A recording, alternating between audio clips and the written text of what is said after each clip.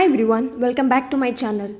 In the last video, we have seen bubble sort, where the biggest number slowly moves to the end.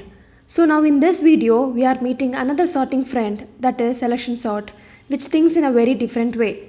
So before directly jumping into the code, let's understand with the help of small animation.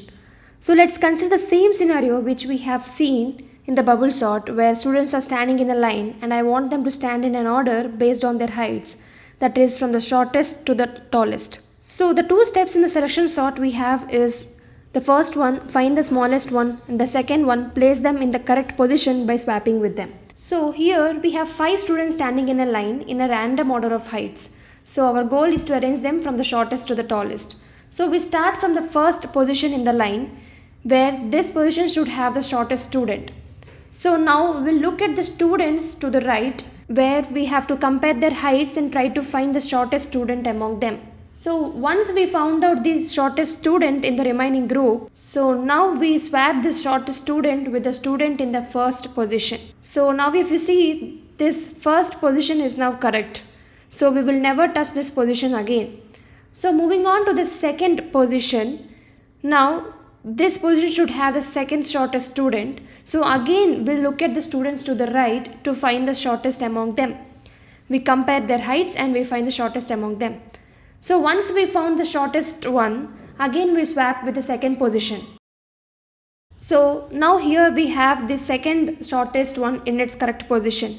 So we repeat this process each time we select the smallest student and place them in the correct position, and then we move forward. So again it continues for the third position.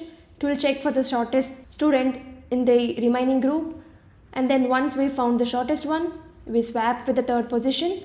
So again we got the third position correct shortest person, and then it continues for the fourth one, and then again it swaps. So if you see, after the fourth one we don't have any other element left. So the last position will definitely be in its correct position based on their height. So now we can see that the students stood in their correct position based on their height, where the first one denotes the shortest one, where the last one denotes the tallest one. So now let's see the selection sort code.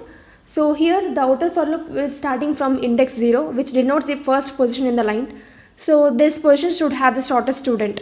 So we assume that student standing here is the shortest. So we store their position in min index variable.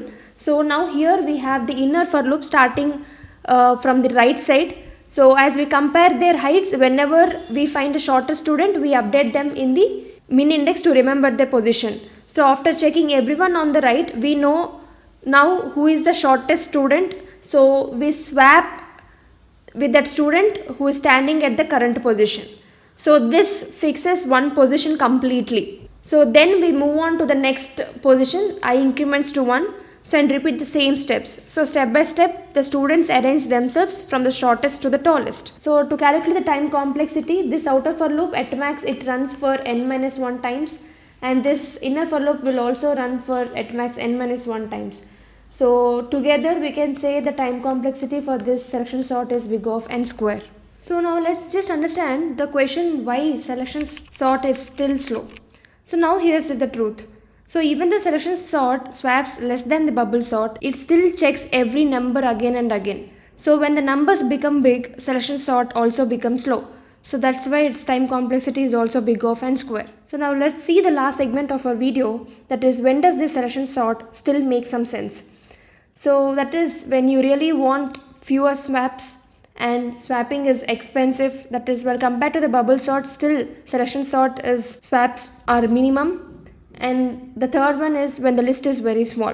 So to quickly summarize what we have learned in this video, selection sort is all about finding the smallest element and placing it in the correct position.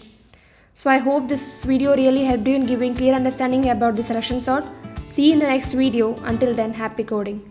Thank you.